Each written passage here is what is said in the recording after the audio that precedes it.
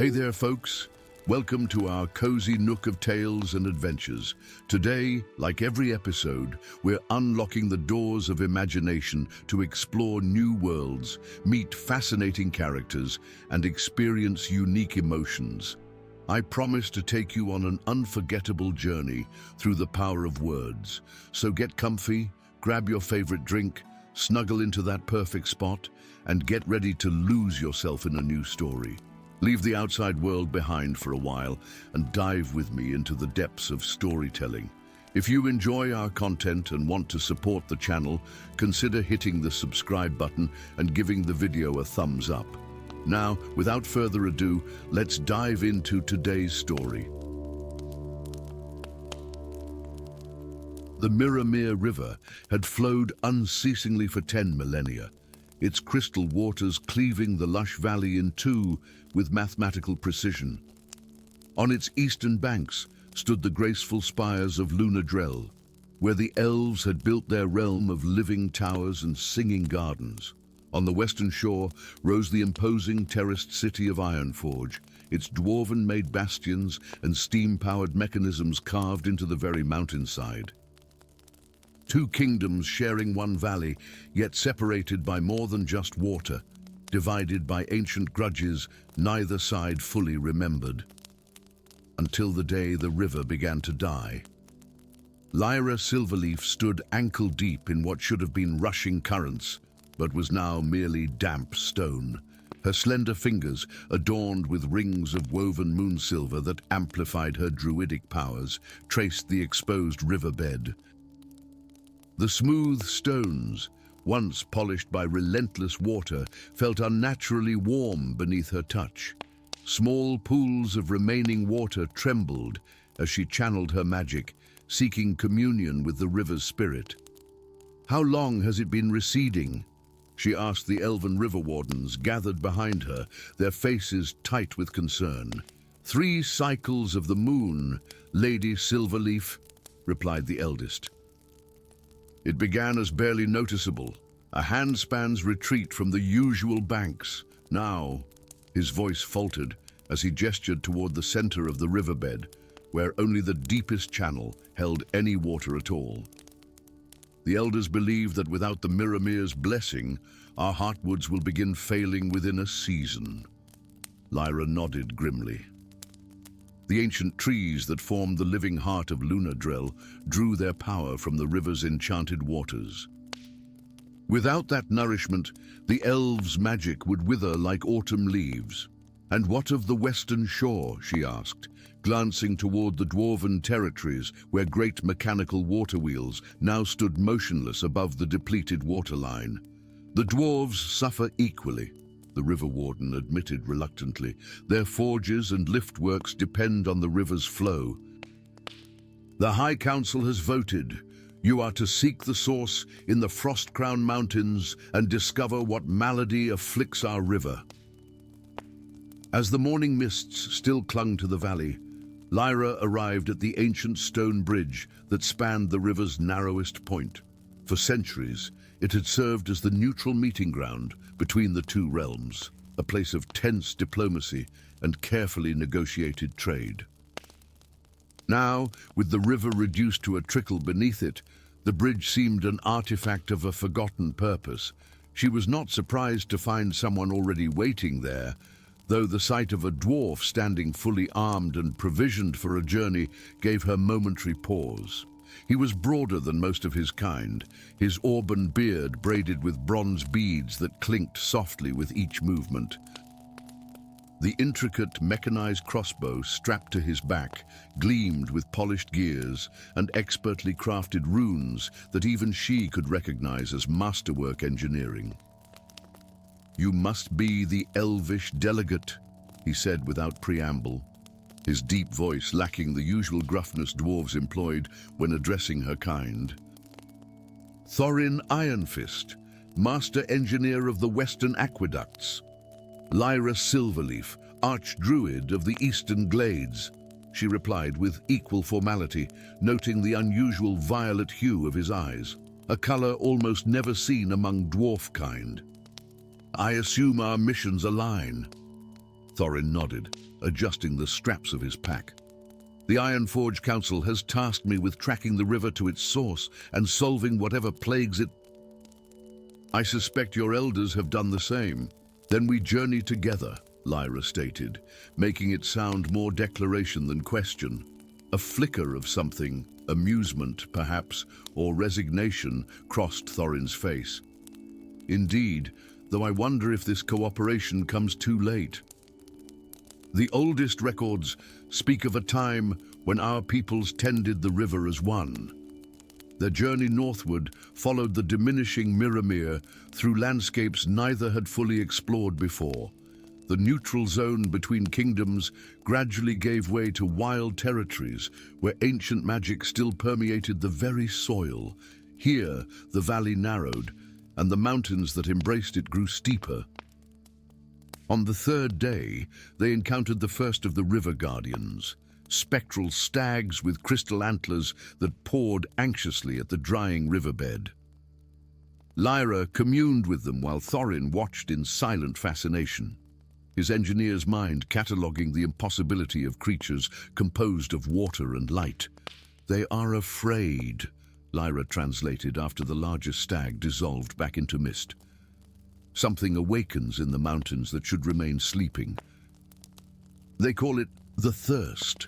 Thorin frowned, pulling a brass-bound journal from his pack. "There's mention in our oldest sagas of the Great Thirst, a calamity that nearly destroyed the valley before the founding of our kingdoms. The details are frustratingly vague, but it's described as an entity that drinks magic itself.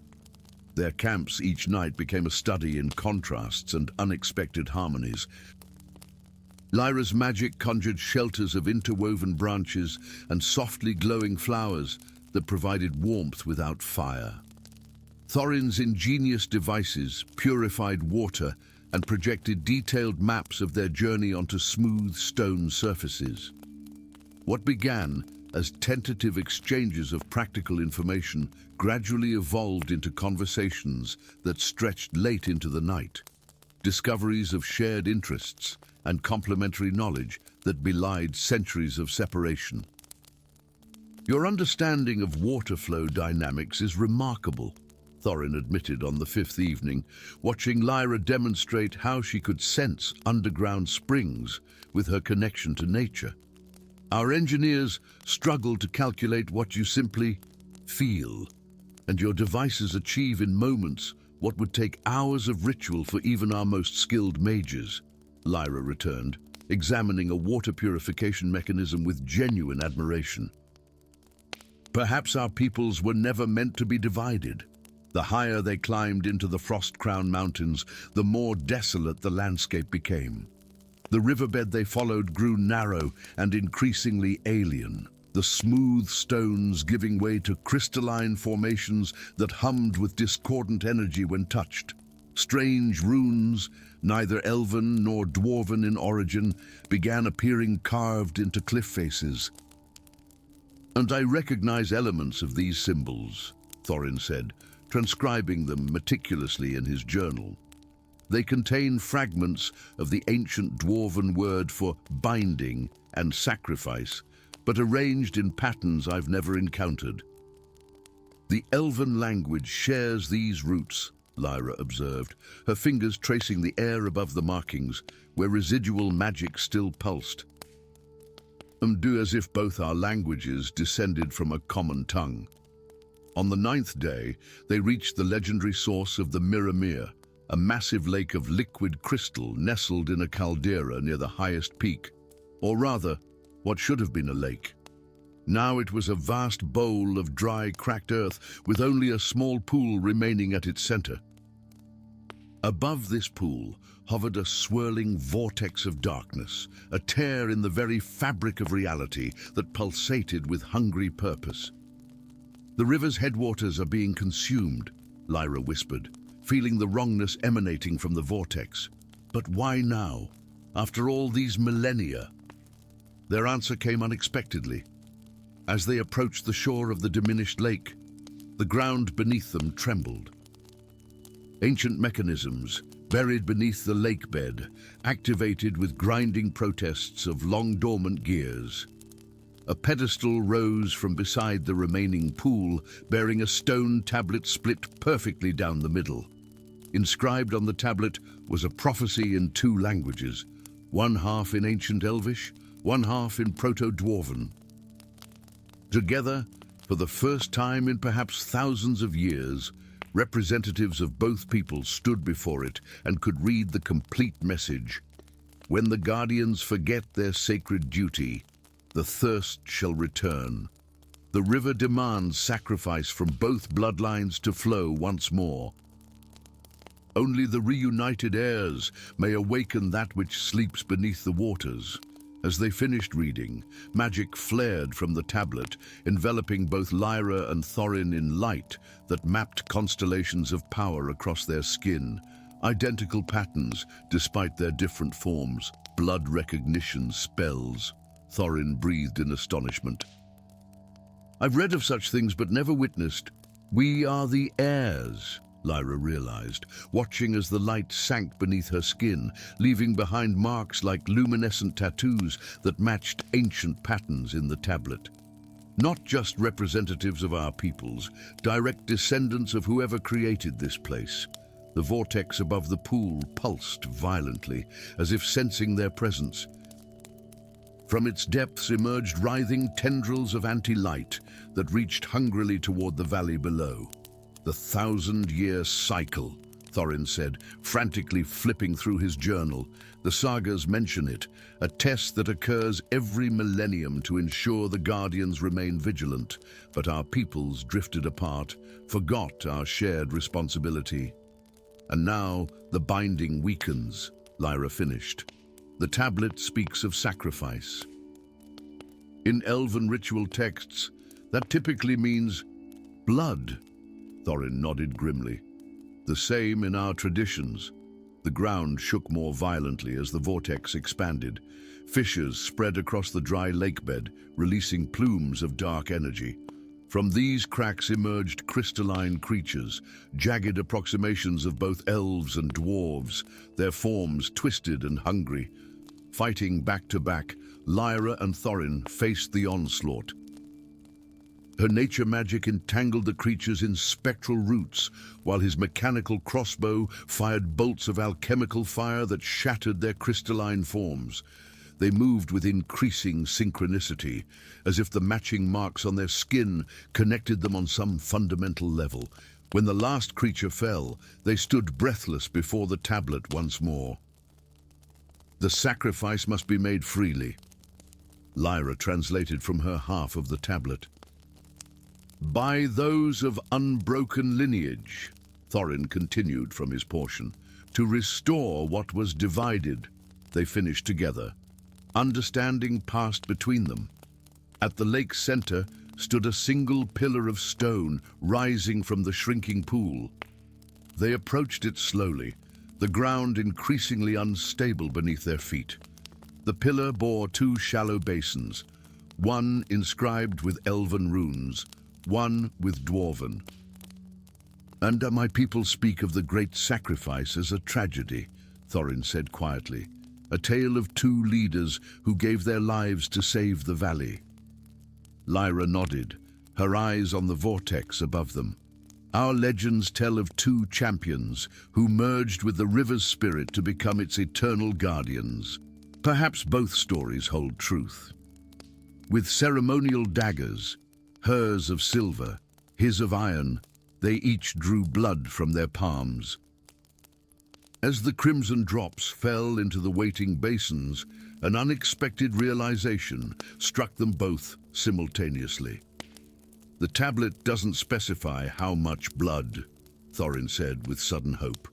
Only that it must be freely given by both bloodlines, Lyra agreed. As their blood mingled in the basins and flowed through hidden channels to meet at the pillar's center, the vortex above convulsed. The ground beneath the dry lakebed shifted, and a massive form began to rise, scales gleaming like polished crystal, eyes deep as the oldest glaciers, not a monster awakening, but a guardian returning. The river dragon unfurled massive wings that shimmered with the colors of flowing water. Its voice resonated not in their ears, but directly in their minds, carrying echoes of countless others who had come before. The bloodlines remember though the peoples forgot. The guardian accepts your offering. With a thunderous roar, the dragon launched skyward into the vortex, its body becoming liquid light that sealed the dimensional tear with blinding intensity. Rain began to fall, not water, but liquid magic that filled the ancient caldera with shocking speed. As the lake reformed around them, the pillar transformed into an island of perfect balance, half covered in miniature evergreen trees, half structured with intricate stone architecture. Lyra and Thorin stood at its center, the marks on their skin now permanently etched as reminders of their shared heritage. Below them, the Mirrormere River surged back to life, flowing stronger than it had in generations. "Our ancestors were not enemies," Thorin said wonderingly, looking at ancient murals newly revealed on the crater walls, images of elves and dwarves building the valley's first settlements together. "No," Lyra agreed, her hand finding his as the magic of the reborn river flowed through them both. They were partners. Perhaps it's time their descendants remembered how to be the same. As they descended from the mountains, the river flowed before them, no longer dividing the valley, but uniting it once more, as it was always meant to do. Story 2. The first leaf fell on the summer solstice, an impossibility that sent ripples of dread through the elven kingdom of Silverhaven. It drifted down from the highest branch of Yggdralion, the great mother tree whose vast canopy had sheltered the elves for 10,000 years, never once shedding its luminescent foliage out of season. The leaf, once radiant with emerald and sapphire hues, now bore veins of ash grey that spread like a web of decay across its surface. Archmage Arwen Dawnwhisper caught the leaf in her palm before it touched the sacred soil. Her amber eyes, flecked with gold that marked her ancient lineage, narrowed as she felt the wrongness emanating from the once living thing. Something insidious had taken root in the heart of their world. "How many more have fallen?" she asked, her melodic voice barely concealing her concern. High Sentinel Thalorian, commander of the Silverleaf Guard, gestured upward with a slender hand. 7 since dawn. "The Court of Eternal Bloom has convened an emergency council," Arwen nodded, tucking the withered leaf into a pouch at her waist. The last time the Eternal Bloom had convened outside the equinox was during the Shadow Blight 3 centuries ago, a crisis that had claimed her mother and scores of Silverhaven's most powerful mages. Within the heart of Yggdralion, 1,000 feet above the forest floor, the ancient boughs formed a natural cathedral where the Elven High Court gathered. Queen Elindra Starweaver, ancient and beautiful as the first dawn, sat upon a throne grown from the living wood of the mother tree itself. Our seers report similar afflictions among the lesser heart trees throughout the realm. The queen's voice carried effortlessly through the cathedral chamber. "And the forest songs grow discordant. Something siphons the very essence of our magic." Arwen stepped forward, displaying the withered leaf. "There are patterns in the decay, Your Majesty, patterns I've seen only in the Forbidden Archives." A murmur rippled through the gathered nobles. The Forbidden Archives contained knowledge sealed away after the Great Sundering, when elves and dwarves had parted ways in the aftermath of wars that had reshaped continents. "Speak plainly, Archmage," the Queen commanded. "This is no natural decay nor common blight," Arwen replied, summoning her magic to project an enlarged image of the leaf's veining. "These marks resemble the rune of unmaking, an ancient dwarven symbol." Outrage erupted among the court, accusations flying like envenomed arrows.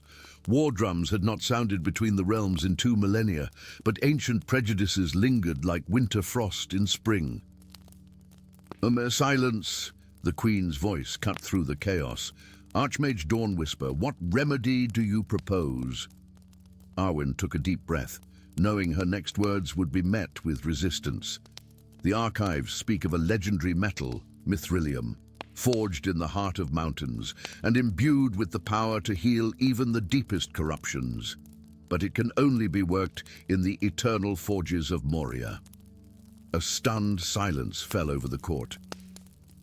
"You propose we seek help from the dwarves?" Elder Sylvaner's voice dripped with disdain. "They who would sooner cut Yggdralion for timber than offer aid."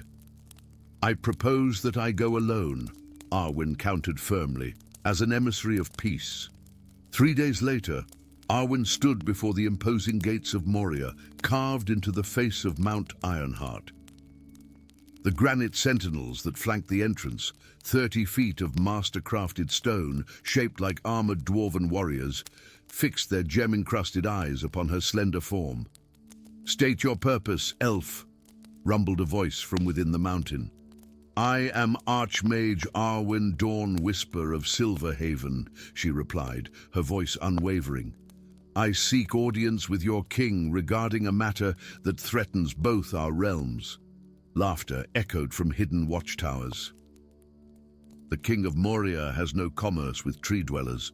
"Then perhaps," came a new voice, deep yet melodious in a way unlike most dwarven speech, "she would settle for the words of a simple blacksmith." The massive gates groaned open just enough to reveal a stout figure silhouetted against the amber glow of forges beyond. Though dressed in the leather apron of a common smith, he carried himself with unmistakable nobility. His beard, shorter than dwarven custom dictated, was bound with silver clasps bearing royal insignia that had been partially scratched away. "Balin Ironheart?" The dwarf introduced himself with a bow that carried a hint of courtly practice. "Once heir to the throne of Moria, now merely master of hammer and anvil, what brings an elven archmage to our humble mountain?" Arwen studied him carefully. "You are the exiled prince. The histories speak of your banishment for advocating peace with the surface realms." Balin's laugh held no bitterness, only wry acceptance. "The histories are kind.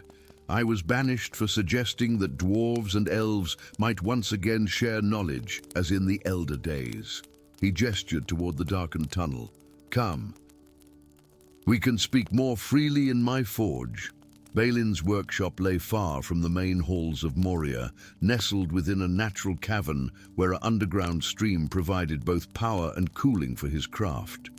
Unlike the militaristic ostentation of the main dwarven forges, his space held an unexpected harmony: water and fire, shadow and light, strength and delicacy, all balanced in perfect measure. "You've created a place of magic," Arwen observed, feeling the natural energies flowing more freely here than anywhere else beneath the mountain.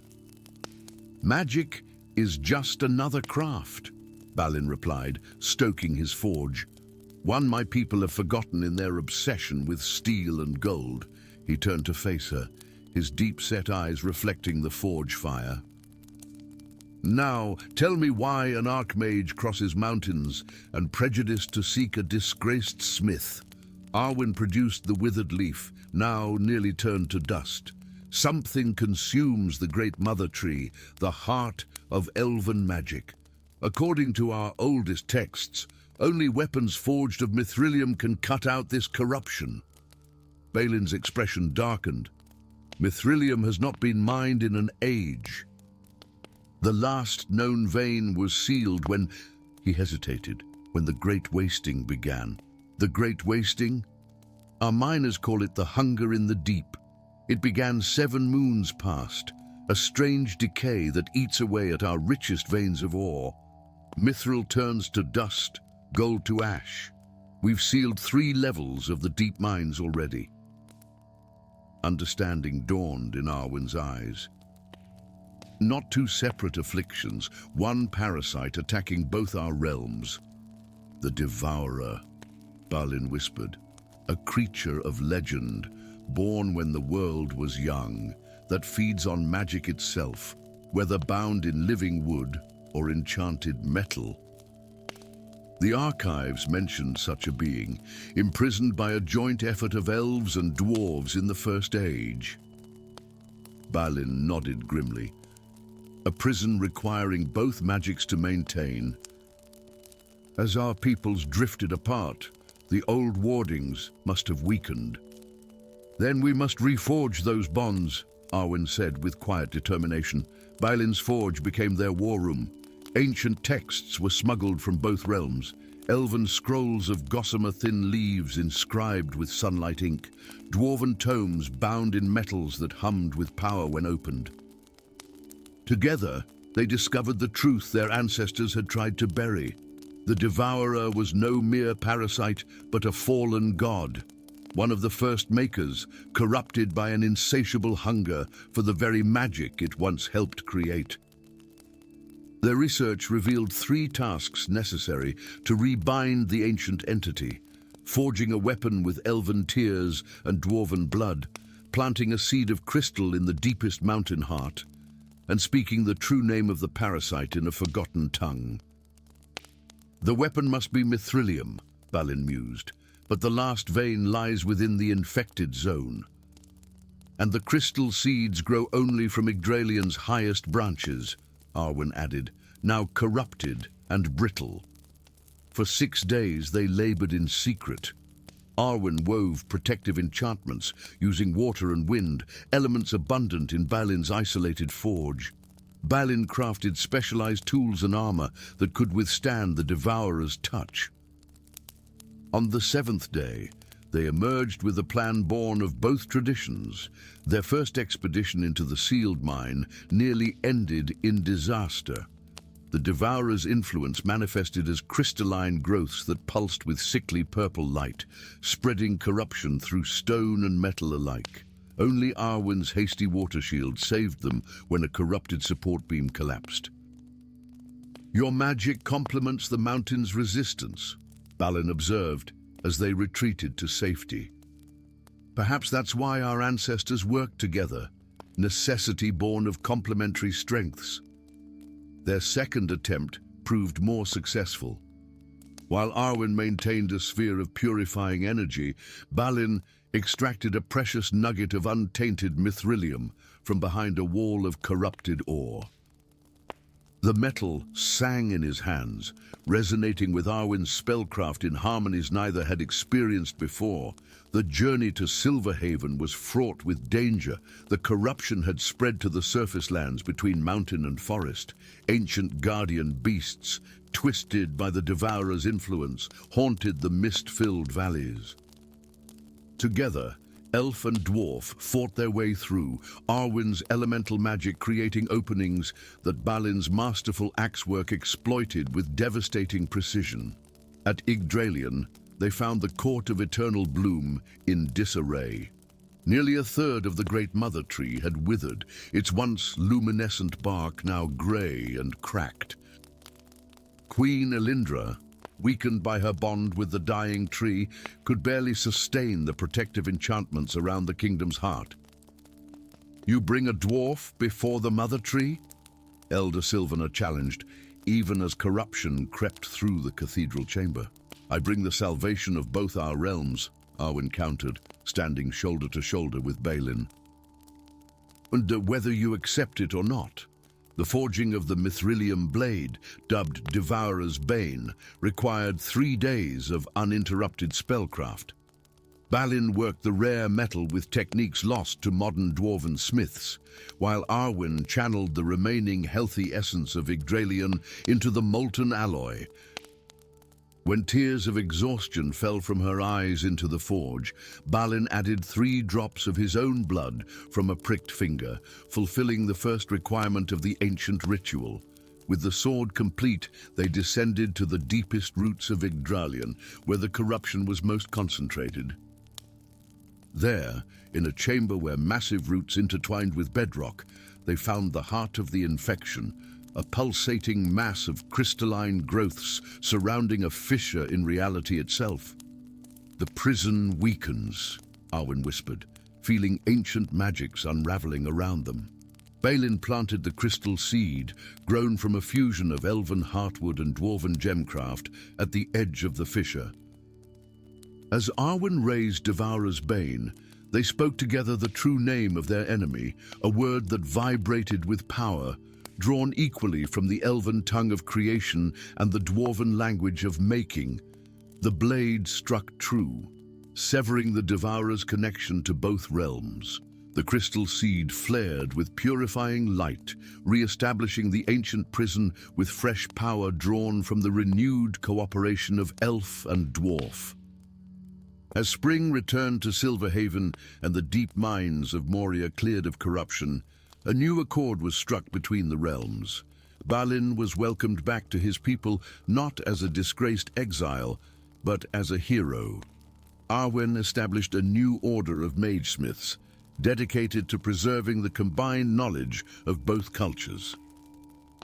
And if, in the diplomatic visits that followed, the Archmage and the Smith Prince spent long hours in private council, neither elves nor dwarves remarked upon it openly.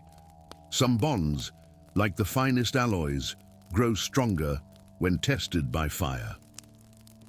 Story 3. The sky above Aethervale had never known twilight. For 10,000 years, the sacred lands had been divided by the meridian, an ethereal boundary as thin as a silver thread, yet as impenetrable as the oldest mountain. To the east stretched Aurora, realm of the High Elves, where 3 suns danced in eternal procession across a sky of perpetual azure brilliance. To the west lay Umbrasyl, kingdom of the deep dwarves, where a tapestry of stars and spectral moons painted the endless night with cobalt and violet hues, 2 worlds sharing one land, yet never truly meeting, until the stars began to fall. Princess Elindra stood atop the crystal spire, her silver hair flowing like liquid moonlight, though no moon had ever shone upon Aurora. Her eyes, iridescent pools of amber that could perceive the threads of light binding all living things, traced the arc of another falling star as it plummeted toward the meridian and vanished. 7 stars had fallen in 7 days. "The celestial anchors are failing, Your Highness," whispered Elder Silverneer, royal astronomer to the court of eternal dawn. The ancient texts speak of such signs preceding the convergence. Elindra's fingers instinctively touched the half-crown that adorned her brow, a delicate semicircle of enchanted silverwood inlaid with luminous moonstones that had been placed upon her head on her naming day. For 2 centuries she had worn it, never questioning why it seemed perpetually incomplete. "Ud, summon the Lightborn Council," she commanded, her voice soft, yet carrying the weight of countless generations of elven sovereignty. "If the convergence comes, we must be prepared." Far across the meridian, deep within the cavernous halls of Iron Deep Citadel, Prince Thrain of Umbrasyl stood before the ancient obsidian table. The dwarven lords of the 7 mountain clans had gathered, their faces grave beneath beards adorned with gems that captured and reflected the eternal starlight of their realm. "Another earth tremor has collapsed the eastern mines," rumbled Lord Grundig of the Stonefist clan. "The crystal veins are fracturing along the meridian border." Thrain ran his calloused fingers across the intricately carved map etched into the obsidian surface. Unlike most dwarves, whose connection to stone was as fundamental as breathing, Thrain possessed a rarer gift, the ability to commune with shadows. The darkness responded to his touch, flowing like water between his fingers, whispering secrets only he could hear. "The shadows speak of change," he said, his voice deep as mountain roots. The veil between our realm and Aurora grows thin." As if in confirmation, the half-crown upon his brow, a semicircular band of midnight black mithril inlaid with star diamonds, pulsed with an inner light it had never before revealed. The ancestral crown had been his burden and honor since birth, a symbol of his lineage and a reminder of ancient pacts forgotten by most. The umbral seers request your presence at the Pool of Echoes, my prince, announced the royal herald, appearing silently from the shadows. They speak of visions and of the prophecy of the twin crowns. 3 days later, as the impossible occurred, a shadow passing across one of Aurora's 3 suns, Elindra stood at the meridian's edge. Never before had she ventured so close to the boundary between realms. The elven histories taught that crossing brought madness or death, yet the Lightborn Council's divinations had been unambiguous. She must meet with the Umbrasil heir at the Convergence Gate, a mythical portal believed to exist only in legend. The air shimmered before her, reality folding upon itself as something impossibly dark emerged from the perpetual light. She drew breath sharply as a figure materialized, broad-shouldered and solid as the mountains themselves, yet moving with unexpected grace. Prince Thrain of Umbrasil stood just paces away, his obsidian armor absorbing the brilliant light of Aurora as though hungry for it. Upon his brow sat a half-crown of darkest metal that seemed to draw shadows around it. "A princess of the blinding realm," he acknowledged, his deep voice carrying none of the historical contempt dwarves typically held for elves. "It seems our ancestors have entangled our fates." Elindra's reply died upon her lips as her eyes fell upon his crown, a perfect mirror inverse of her own. Where hers curved like the rising sun, his arched like the waning moon. Where hers gleamed with captured light, his absorbed all illumination. "Jar the twin crowns," she whispered, "so the legends speak true." "As do the prophecies," Thrain responded, removing an ancient scroll from within his armor. "When day and night falter, when stars fall and suns dim, the severed crowns must be reunited." Before either could speak further, the ground beneath them shuddered violently. The meridian, always invisible yet palpable, flickered into visibility as a jagged line of purple energy splitting the world. Cracks spread from it like veins, and through those fractures seeped a grey mist that belonged to neither day nor night. "Twilight bleeds through the broken veil," Elindra gasped, her innate connection to light allowing her to sense the wrongness of this new force. "This is no natural convergence." Thrain's hand went to the shadow-forged hammer at his belt. "No, this is an invasion." From the mist emerged creatures of neither shadow nor light, twisted beings with bodies that seemed to shift between states of matter.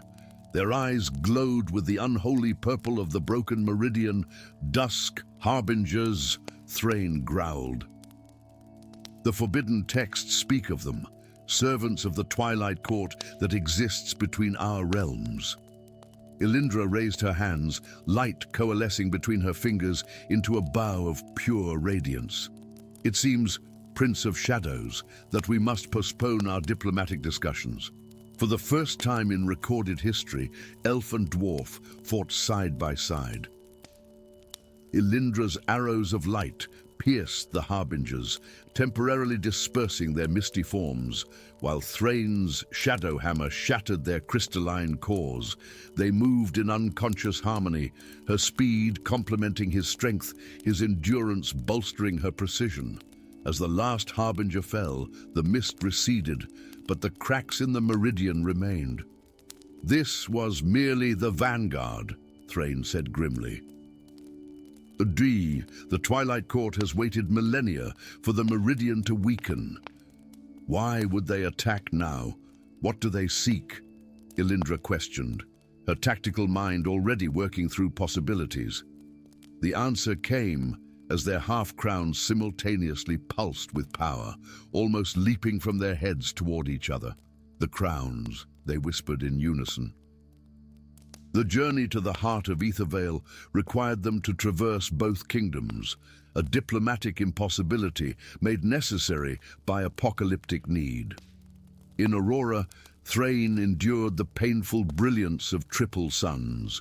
his eyes constantly watering, despite the protective enchantments Elindra wove for him. Among the crystal spires and living gardens of the elven realm, he seemed as out of place as a boulder in a butterfly garden. Yet the elven scholars welcomed him with cautious curiosity, bringing forth ancient texts that spoke of the time before the separation, when elves and dwarves shared ether veil under a balanced sky of both day and night. Our histories claim the separation came after a great war, Elindra remarked, as they pored over manuscripts in the prismatic library. As do ours, Thrain replied. Tadi, yet these texts speak of a mutual decision, a sacrifice made to imprison something far worse. In Umbrasyl, Elindra walked beneath stone arches that had never known sunlight, guided by luminous fungi and the steady glow of enchanted crystals. The massive scale of dwarven architecture, halls that could house mountains, left her feeling small, yet strangely comforted by their permanence. The dwarven runemasters traced the heritage of both crowns to a single artifact, the Corona Eternus, forged at the dawn of time from materials now lost to both races. The crown had been deliberately split, they discovered, to maintain the seal upon the Twilight Court. Our ancestors weren't enemies, Elindra realized. They were guardians. And we've forgotten our purpose, Thrain added solemnly. The betrothal pact between our families, it wasn't political. It was to ensure the crowns could be reunited when needed. As they spoke, the ground shook more violently than before. Throughout both kingdoms, the purple cracks widened.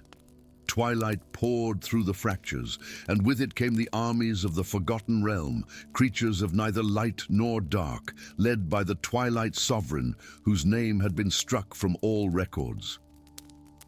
The final battle took place at the Meridian Gate, where reality itself had worn thin. Elven archers and dwarven axe-throwers formed improbable ranks together, facing the encroaching twilight with desperate valor. But for each harbinger they fell, 3 more emerged from the widening breach. "The crowns!" Elindra shouted above the chaos. "And we must complete the circle." At the center of the battlefield, surrounded by the forces of 3 realms, Elindra and Thrain stood face to face. Carefully, reverently, they removed their half-crowns. "My ancestors feared this moment," Thrain admitted, the vulnerability in his voice surprising even him. They feared what we might become with such power. "As did mine," Elindra replied. "Or perhaps that fear is what will guide us to use it wisely." Their hands trembled as they brought the 2 halves together. For a heartbeat, nothing happened. Then a blinding flash erupted as day and night, light and shadow, merged into something altogether new. The Corona Eternus, whole once more, floated between them, no longer silver or black, but a mesmerizing fusion of both. Without words, knowing what must be done, they each placed a hand upon it and spoke the words inscribed within both halves, now revealed as a single incantation. Power exploded outward, not as light or darkness, but as the perfect balance between. The meridian sealed with a thunderous crash, the twilight forces screaming as they were banished back to their realm. But rather than restoring the absolute separation of before, the magic of the united crown transformed Ethervale. Day and night began to cycle naturally. The triple sons of Aurora started their slow descent for the first time in 10 millennia, while the eternal stars of Umbrasyl dimmed to make way for the coming dawn. Elindra and Thrain stood hand in hand, the complete crown now hovering above both their heads, belonging to neither yet connecting both. Around them, elves and dwarves looked to the changing sky with wonder and trepidation. "What happens now?" asked an elven child, her eyes wide at the sight of her first sunset. Thrain looked to Elindra, The harsh lines of his face softened in the golden glow of twilight, not the corrupted purple of invasion, but the natural copper and amber of a true dusk. "Now," said Elindra, "we learn to live in balance once more."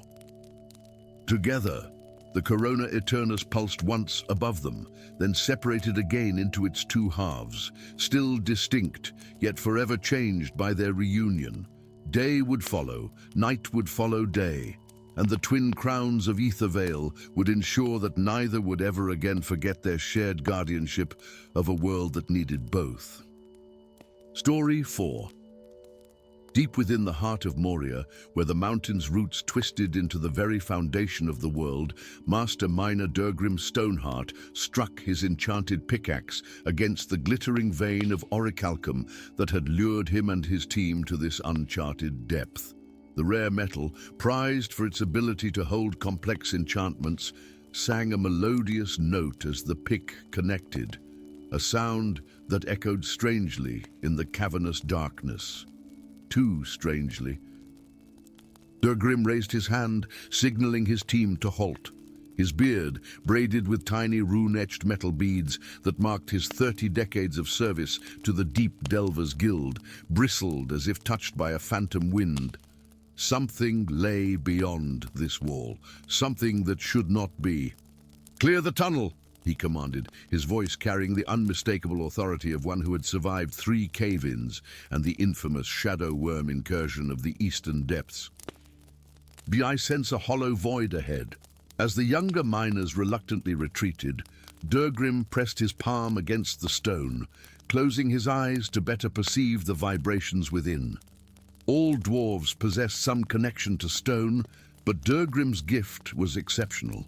He could read rock as elves read starlight, discerning secrets buried for millennia beneath mountain weight. "What are you hiding?" he whispered to the mountain. The answer came as the wall suddenly crumbled beneath his touch, not in the violent collapse of unstable stone, but with the deliberate precision of an ancient mechanism awakening. Durgrim stumbled forward into a perfect hemispherical chamber that could not possibly have been formed by natural means.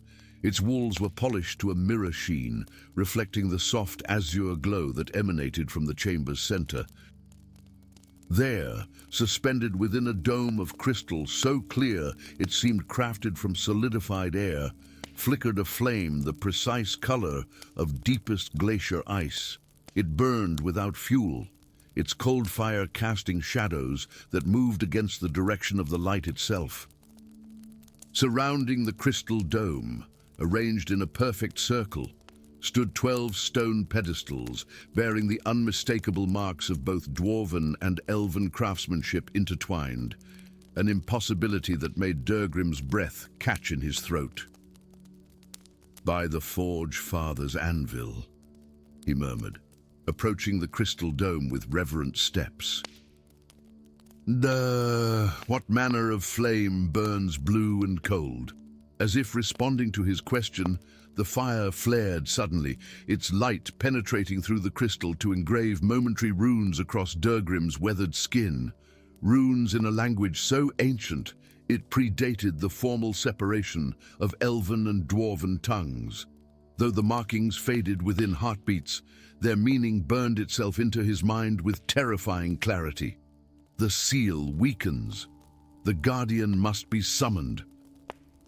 In the elven kingdom of Silvermoon, 300 leagues distant, but simultaneously connected through threads of magic that bound the world together, High Priestess Eleanor Dawnlight collapsed mid-ceremony, her silver chalice clattering upon the marble floor of the lunar sanctuary. The sacred moon water within the vessel did not spill, but instead froze in midair, suspended by the sudden surge of prophetic power that coursed through the priestess's slender form. Attendants rushed forward only to be halted by an outstretched hand, as Eleanor's eyes flew open, revealing irises transformed from their natural emerald to the same glacial blue as the flame that had revealed itself to Durgrim. Her voice, when she spoke, carried the harmonics of countless others speaking in unison. The eternal flame falters. If its light extinguishes, all magic fades from the world. Queen Arathel, who had been observing the seasonal ceremony from her crystalline throne, descended the dais with uncharacteristic haste. Unlike the other witnesses who retreated from the prophesying priestess, the queen knelt before Eleanor, clasping her trembling hands. "What must be done?" she asked, her ancient eyes, which had witnessed the rise and fall of 17 human kingdoms, showing genuine fear for perhaps the first time in living memory. Eleanor's gaze focused beyond the physical realm, seeing truths woven into the fabric of destiny itself. The flame has chosen its new guardians, one of earth, one of starlight. The cycle begins anew, as it was in the beginning, as it must be in the end. Her eyes cleared, the blue fire within them subsiding to reveal her natural color once more. With clarity returning, horror dawned on her face as she recognized the implication of her own prophecy. "The dwarves," she whispered. "And we must contact the dwarves of Moria." 7 days later, Eleanor stood before the imposing gates of the Dwarven Kingdom, flanked by her most trusted acolytes. The journey through the Whispering Wood and across the shattered plains had been fraught with dangers that seemed almost deliberately placed in their path, as if some force worked actively to prevent this meeting. The gates, 40 feet of master-crafted iron oak reinforced with enchanted metals that reflected the pale sunlight in dazzling patterns, remained stubbornly sealed despite their repeated diplomatic hails. The delegation had almost resigned themselves to failure when a smaller side entrance, nearly invisible against the expertly crafted stonework, swung inward to reveal a stocky figure silhouetted against golden forge light from within. "When I expected you 3 days ago, priestess," Durgrim said without preamble, his gruff voice softened by unexpected respect. "The flame has been increasingly agitated." Eleanor's delicate eyebrows arched in surprise. "You know who I am." "I know what you are," the dwarf corrected, tapping his temple where the ghostly runes had briefly appeared. "The flame showed me." "Just as I suspect it showed you." He stepped aside, gesturing for her to enter alone. When her acolytes moved to follow, Durgrim shook his head firmly. "The old paths beneath the mountain are forbidden to all but the chosen guardians. They will be safely housed in our diplomatic quarters." After a moment's hesitation, Eleanor nodded to her concerned attendants and stepped through the doorway. It sealed behind her with the decisive thud of ancient magic activating, magic that predated the schism between their peoples. "Our ancestors worked together to contain the flame," Durgrim said, leading her through narrow corridors that spiraled ever downward. "Do you know the true history, priestess, or merely the sanitized version your scholars teach?" "I know our peoples once shared knowledge and power," Eleanor replied carefully, her eyes adjusting to the curious illumination provided by crystal formations that seemed to absorb darkness rather than emit light. "Before the Great Sundering." Durgrim's laugh held no mirth. "The Sundering your people named it. We call it the necessary division, different terms for the same terrible choice." He paused at an intersection where the passage before them was blocked by a door bearing intertwined symbols of both their kingdoms. "Our ancestors didn't part ways out of hatred or greed, as the common histories claim. They separated to protect the seal." "What seal?" Eleanor asked, though a growing certainty in her heart already whispered the answer. Instead of responding directly, Durgrim placed his broad palm against the door. "Place your hand beside mine, priestess. The door requires both bloodlines to proceed."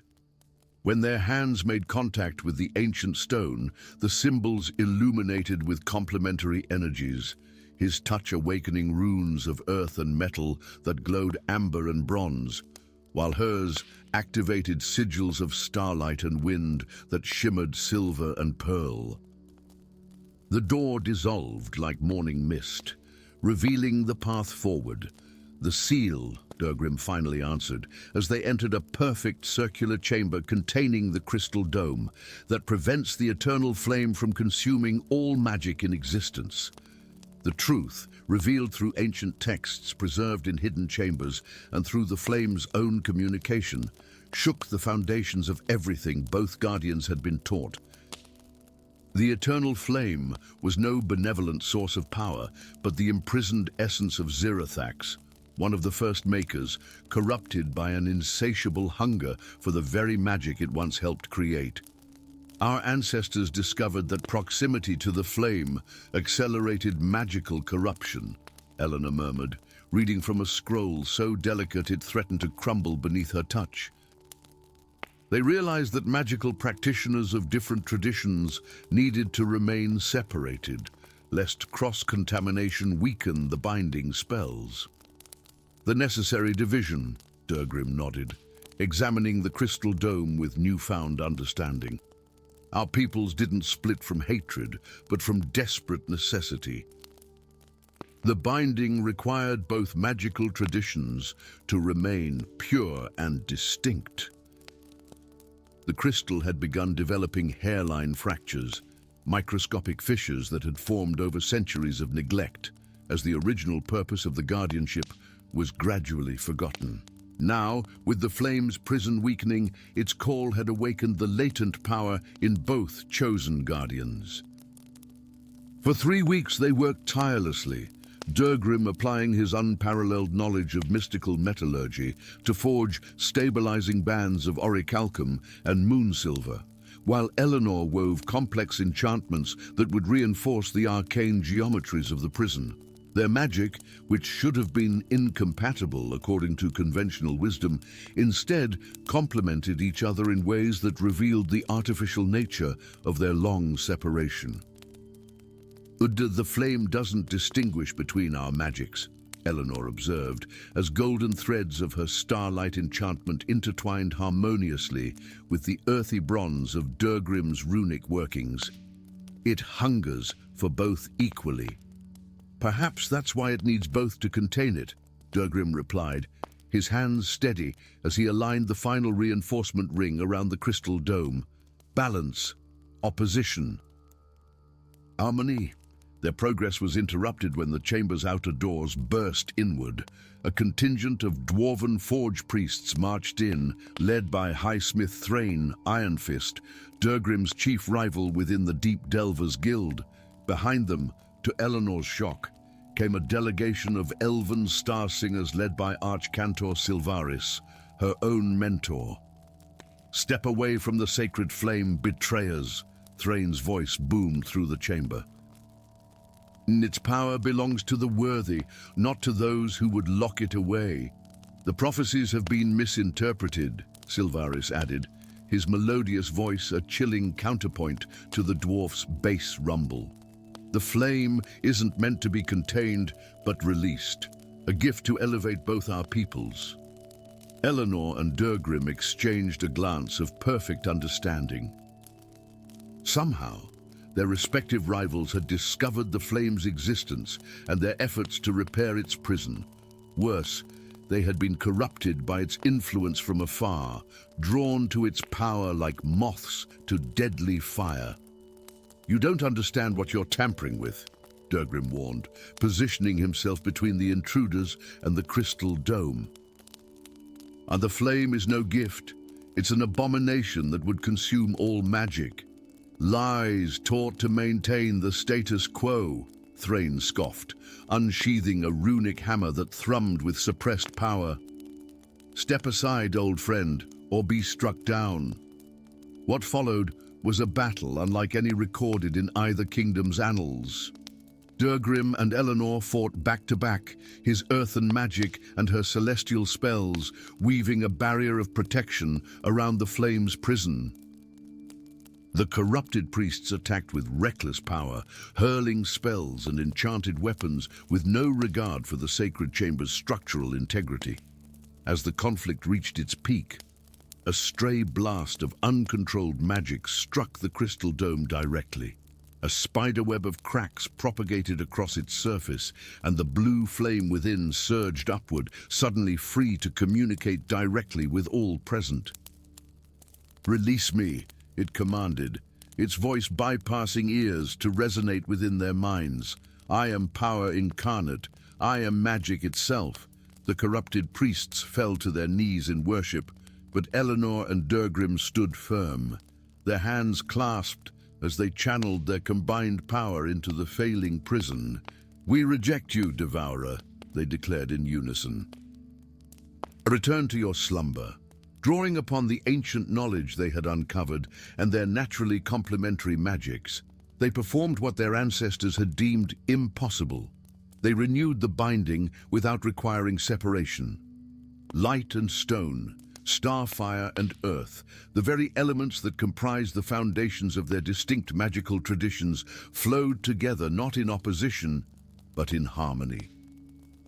The flame writhed and struggled against its renewed prison, but the cracks in the crystal dome gradually sealed, reinforced by bands of magic that pulsed with the combined power of both dwarf and elf. As the last fissure closed, the corrupted priests collapsed, the malevolent influence broken from their minds.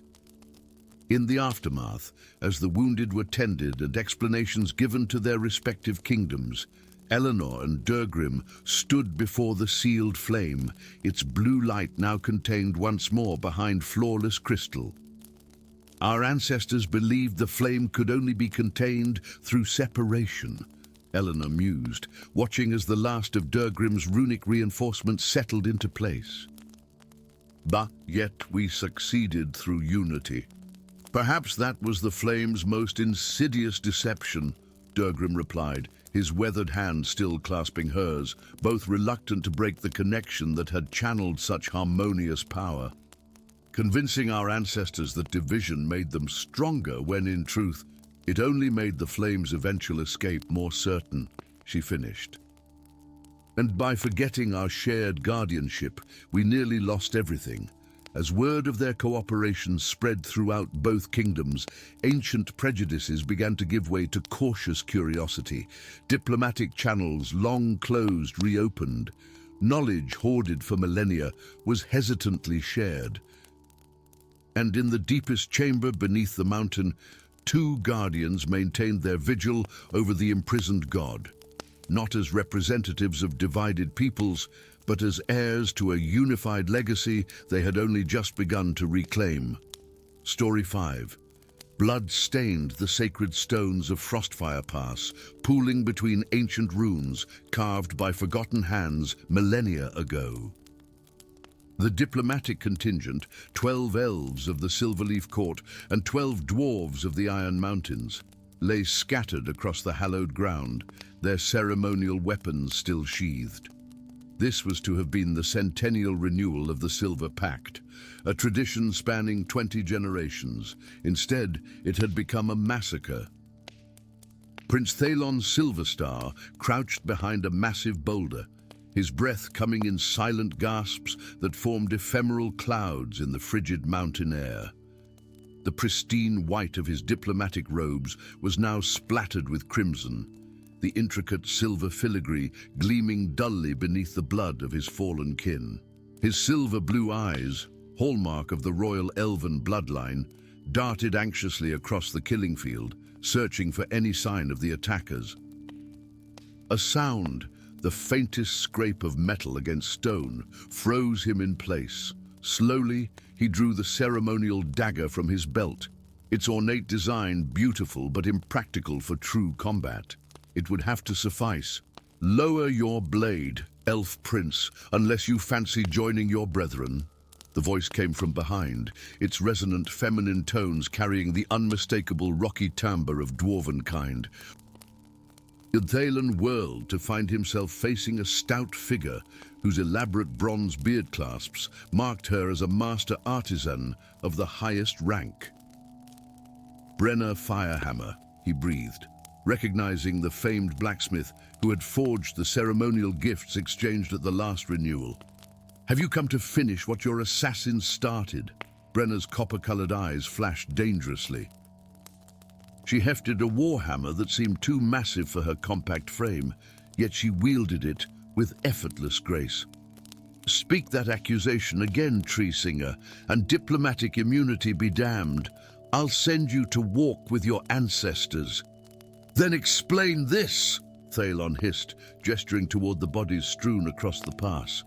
"Our delegation arrived unarmed as agreed. We were surrounded by your mountain guards, and then the guards themselves fell first," Brenna interrupted, her voice sharp as chipped flint. "Cut down by arrows that materialized from empty air. Arrows fletched with falcon feathers, a signature of elven shadow archers." Realization dawned cold and clear as winter sunlight. "We've both been betrayed." A distant horn echoed across the mountain pass, the unmistakable three-note call of elven hunters, followed by the deep reverberating drum signals of dwarven war parties. "And hunted," Brenna added grimly. "They'll find no survivors and conclude the worst, war between our peoples after 2,000 years of peace." "We can't let that happen," Thalon said, surprising himself with the conviction in his voice. "Truce, Master Firehammer, at least until we discover who truly orchestrated this bloodshed." Brenna's weathered face betrayed nothing for several heartbeats. Then, with ceremonial formality that seemed incongruous amidst the carnage, she placed her hammer on the ground between them. "Truce, Prince Silverstar, for the fallen, if nothing else." They fled westward, navigating treacherous mountain paths that neither would have attempted alone. Thalon's natural elven agility complemented Brenna's intimate knowledge of stone and stability. When sheer cliff faces blocked their path, his lightweight frame allowed him to secure ropes from above. When hidden fissures threatened to swallow them whole, her stone sense warned them in time to find safer passage. By nightfall, they had reached the edge of the Whispering Wood, a place where the ancient boundary between their territories blurred. Here, massive pines stood sentinel alongside rugged stone formations, neither realm fully yielding to the other. "We need rest," Brenna stated matter-of-factly, already gathering fallen branches for a fire. "Even dwarven stamina has its limits." "No fire," Thalon cautioned, glancing nervously at the sky. "Shadowhawk scouts will be patrolling. Their eyes can spot a flame from 10 leagues distant." Brenna's brow furrowed in frustration. "Oh no, then we'll freeze. The mountain winds reach even here, and unlike your kind, I don't have the luxury of tree magic to warm my blood." Thalon hesitated, then reached inside his tunic to withdraw a small pendant, a perfectly formed emerald encased in silver filigree, so delicate it appeared almost fluid. "The heart of Silverhaven," Brenna whispered, recognizing the ancient heirloom. "Art your line's most treasured possession." "And half of a key," Thalon said softly, studying the intricate patterns within the gem. "Though to what door, even our oldest scrolls do not say." The dwarf's eyes widened. With calloused fingers, she withdrew a pendant of her own, a piece of raw ruby encased in a lattice of burnished bronze, hanging from a chain of meticulous metalwork. "The forge's ember," she said, holding it alongside Thalon's gem. "I passed down through 20 generations of firehammer smiths. In proximity, both gems began to emit a soft, pulsating glow, emerald and ruby light intermingling to cast bizarre shadows across their faces." "They recognize each other," Thalon murmured in astonishment. Before they could explore this revelation further, a howl pierced the night, the distinctive cry of a direwolf, but distorted somehow, as if forced through a throat not meant for such sounds.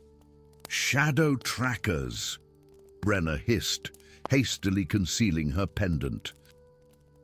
"They've picked up our trail faster than I feared, without fire or proper shelter. They spent a restless night concealed within the hollow of an ancient oak, wide enough to accommodate them both if they sat with backs pressed against opposite sides.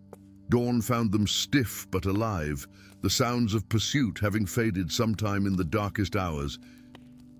As pale sunlight filtered through the canopy, Thalon placed his palm against the inner bark of their shelter, closing his eyes in concentration. "What are you doing?" Brenna asked, checking the edge of her small throwing axes with methodical precision. "Asking directions," he replied simply. "The ancient trees remember paths forgotten by walking peoples. There is a place." His eyes snapped open. The Aetherforge gates. "The trees remember when both our peoples worked together to seal them against some great darkness." Brenna's copper eyes sharpened with interest. "The gates are mentioned in our most ancient forge songs, crafted when dwarves and elves still shared knowledge freely before the Great Division." "Then that's where we must go," Thalon decided. "Beam, whatever force seeks to drive our realms to war may be connected to what our ancestors sealed away." Their journey through the Whispering Wood might have been impossible for either alone. When poisonous mist wraiths threaded between the ancient trunks, Thalon communed with the trees to find safe passages where the air remained untainted. When they encountered massive stone sentinels, ancient guardian constructs forgotten by modern chroniclers, Brenna deciphered the runes etched into their weathered surfaces, speaking command words that granted safe passage. On the third day, they discovered they were not alone in being hunted. The remains of a dwarven patrol lay scattered across a small clearing, their bodies bearing the same strange wounds as those in the mountain pass. "And no weapons drawn," Brenna observed grimly, kneeling beside the fallen captain. "They never saw their attackers." "Just as in the pass," Thalon agreed. "Look, the killing pattern is identical. They were surrounded and cut down simultaneously." As Brenna performed the brief burial rites of her people, Thalon noticed something unusual about the forest floor surrounding the ambush site. And kneeling, he brushed away fallen leaves to reveal faint impressions in the soil, footprints unlike any he had ever encountered, with 3 elongated toes and what appeared to be a backward-facing spur. "These don't belong to any creature known to the Elven bestiary," he said, beckoning Brenna closer. The dwarf's eyes narrowed as she examined the tracks, nor any in dwarven records. Yet something about their shape. She reached into a hidden pocket of her leather vest, withdrawing a small brass object that unfolded into a complex measuring device. The weight distribution is familiar. Like the pressure marks left by the crystalline automatons in our ancient forges. "Living crystal," Thalon's voice betrayed his skepticism. "And such creations are the stuff of legend, as are many things we've encountered on this journey," Brenna countered, "including the fact that we've managed 3 days without trying to kill each other." That unexpected touch of humor, the first either had expressed since the massacre, broke some invisible tension between them. For the first time, Thalon truly looked at his companion. Beyond the cultural differences, her stocky frame to his willowy build, her practical leather and metal attire to his flowing, if now bedraggled, silks, he recognized a kindred spirit, proud, determined and bound by duty to a legacy spanning generations. By sunset, they reached the edge of an immense clearing where nature herself seemed hesitant to encroach. At its center rose twin stone arches, each 30 feet high, one crafted of pale marble shot through with silver, the other of deep granite veined with gold. Between them stretched an emptiness more profound than mere air, a void that seemed to bend light around its edges. "The Aetherforge gates," Brenna whispered reverently. "And I never truly believed they existed." As they approached, their pendants began to glow with increasing intensity, pulling toward the ancient structure as if possessed of their own will. When they stood before the twin arches, the emerald and ruby appeared almost molten within a light. "Our ancestors crafted these as one key, then split it between our peoples," Thalon realized. But why? The answer came in a form neither expected. The ground between the arches erupted upward as crystalline figures emerged from beneath the soil, humanoid in basic form, but composed entirely of translucent, faceted material that reflected and refracted light in hypnotic patterns. Their eyes pulsed with internal energy, and when they spoke, their voices resonated like fingers drawn across the rims of crystal goblets. The key-bearers return at last," intoned the foremost figure, its crystalline form shifting between colors as it moved, after 20 generations of waiting. "Who are you?" Brenna demanded, hammer raised defensively. "We are the Prism Sentinels, created to guard the boundary between realms until the true threat returned," the crystal being replied. "We who once ruled above and below, before your kinds rose to prominence." With a gesture, the crystal sentinel conjured an image in the air between them, a shimmering vision of the past. Elves and dwarves fighting side by side against an army of crystal beings whose forms twisted and mutated as they attacked. "The Crystal Plague," Thalen whispered, recalling fragments of forbidden lore. Beings of living crystal who could corrupt other life forms, turning them into crystalline servants. "Our ancestors defeated them," Brenna continued, the forge songs of her childhood suddenly taking on new meaning, "and sealed the survivors beyond the Etherforge gates." "Half-truths," the Crystal Sentinel corrected. "We, of the pure form, helped your ancestors seal away our corrupted brethren. In return, we were permitted to remain as guardians, bound by oaths and magics to ensure the seal remained unbroken." "Then why the massacres now?" Thailand demanded. "Why turn our peoples against each other after millennia of peace?" The crystal being's facets darkened with what might have been regret. "Because we have failed in our duty. The seal weakens. Our corrupted kin influence minds on both sides of the boundary, sowing discord to prevent the keys from being united." They orchestrated the attacks, Brenna realized, made each side believe the other responsible. "To prevent this very moment," the Sentinel confirmed. "And the moment when dwarf and elf would stand together again before the gates, ready to renew the binding that keeps the Crystal Plague at bay." Understanding passed between Thalen and Brenna, an unspoken recognition that their meeting had been no accident. Whether guided by ancestral magic, cosmic fate, or simply desperate necessity, they had been drawn together for this purpose. "What must we do?" they asked in unison. As the Crystal Sentinel explained the renewal ritual, shadows gathered beyond the gates, twisted crystalline forms pressing against the weakening barrier between worlds. The enemy that had nearly destroyed both their ancestors now sought entry once more.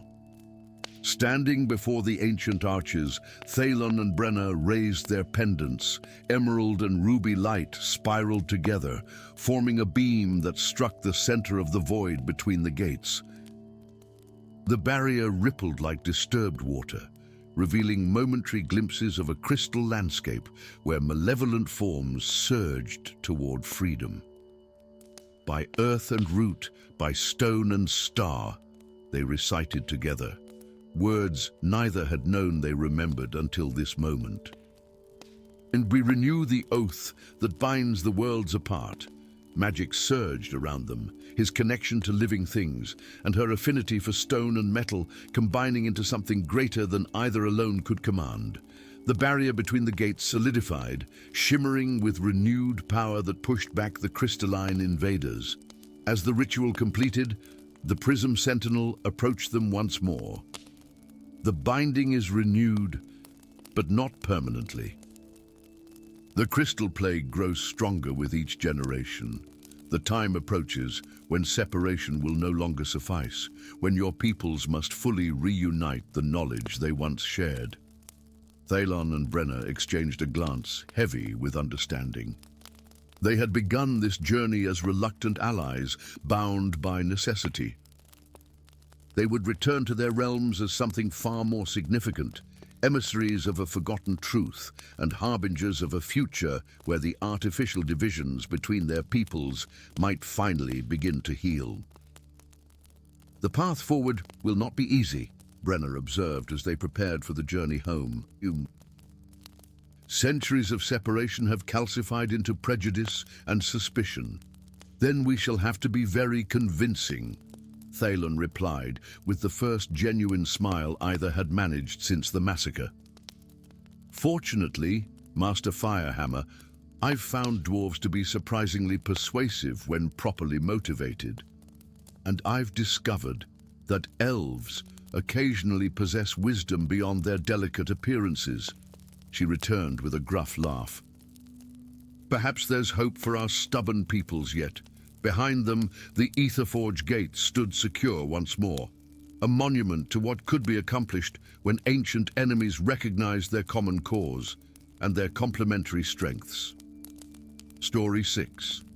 The first leaf fell on the summer solstice, a copper-gold harbinger spiraling down from Yggdramore's highest branches when no wind stirred the air. It landed at the feet of Ilariel Morningdew as she practiced her lyre beneath the sacred tree's vast canopy, its touch against her bare foot as cold as midwinter frost. The young elven bard gasped, fingers freezing mid-chord. Throughout all recorded history, the great tree had never shed a leaf out of season. Far below, in the jeweled caverns of Moria, where the dwarven realm nestled among the tree's deepest roots, Master Explorer Brambor Ironheart traced his calloused fingers across ancient runes that had inexplicably begun to glow with an eerie blue light. The inscription, carved in a dialect so old, even the eldest lawkeepers struggled to translate it, pulsed like a heartbeat as he mouthed the words, "Beware the return of the banished one when the keeper's song falters." In the centuries since the Concordat of Branches, the historic peace treaty between the sunlit elves and the subterranean dwarves, Yggdramour had stood as both symbol and sustenance of their fragile alliance. Its immense trunk rose nearly 1,000 feet from the fertile valley floor, its upper branches cradling the floating citadels and crystal spires of the elven kingdom of Luminoth. Below ground, its massive root system created natural cathedrals and hallways that the dwarves had enhanced with their masterful stonework to form the great underground city of Moria. Now, as ambassadors gathered in the Concordat Hall, a magnificent chamber carved within the trunk itself, halfway between realms, to celebrate 300 years of peace, an unfathomable betrayal was about to shatter their unity. Ilariel clutched her ceremonial robes, trying to steady her breathing as she prepared to perform the traditional Song of Gratitude before the assembled dignitaries. At 20 summers, she was the youngest bard ever chosen for such an honor, her voice said to carry the very essence of Yggdramore's magic. Tonight's ceremony would mark her formal presentation to Queen Aelinor Starweaver, the elven monarch whose enchanted crown was said to commune directly with the great tree's spirit. "You look as though you've seen a wraith," whispered Thalanil, her mentor, adjusting the silver leaves woven into her auburn hair. "Something is wrong with Yggdramour," Ilariel murmured, her violet eyes troubled. "I heard it crying in my dreams last night, and today it shed a leaf in summer." Thalanil's smile faltered. "Speak of this to no one until after the ceremony. The dwarven delegation is already grumbling about changes in the root systems. We cannot afford diplomatic incidents based on dreams and omens." The great double doors of carved heartwood swung open, revealing the Concordat Hall in all its splendor. Crystal lanterns cast rainbow light across the polished wood floor, illuminating the assembled nobility of both kingdoms. On the northern dais sat Queen Aelinor, her silver-gold hair cascading like liquid moonlight over robes of midnight blue. Opposite her, King Thorgrim's Stonehammer occupied a throne of intricately carved granite, his ruby-studded beard rings catching the light as he nodded in greeting. As Ilariel took her position, lyre poised to begin the ancient melody. A commotion erupted from the eastern entrance. Ambassador Galadriel staggered in, an ornate dwarven axe protruding from his chest, his silver eyes wide with shock as he collapsed onto the ceremonial floor. "Treachery!" cried an elven guard, drawing his curved blade. Before anyone could react, the western doors burst open and the dwarven ambassador Durgan fell forward, 3 elven arrows piercing his back. "Betrayal!" roared King Thorgrim, leaping to his feet. Chaos descended upon the hall as centuries of carefully cultivated peace shattered like crystal against stone. Guards clashed, diplomats fled, and accusations flew like poisoned arrows. In the tumult, no one noticed Ilariel slipping away, her lyre still clutched to her chest, nor did they see Brambor Ironheart disappearing down a hidden passage, clutching a parchment covered with the glowing runes. 3 days later, as war preparations consumed both kingdoms, Ilariel crept through the underbrush of the western wilds, following the haunting melody that had invaded her dreams with increasing intensity. The song led her to a small clearing, where a dwarven figure hunched over a campfire, muttering to himself as he compared various scrolls. "I know you're there, elf," Brambor called without looking up. "If you're an assassin, you're a remarkably noisy one."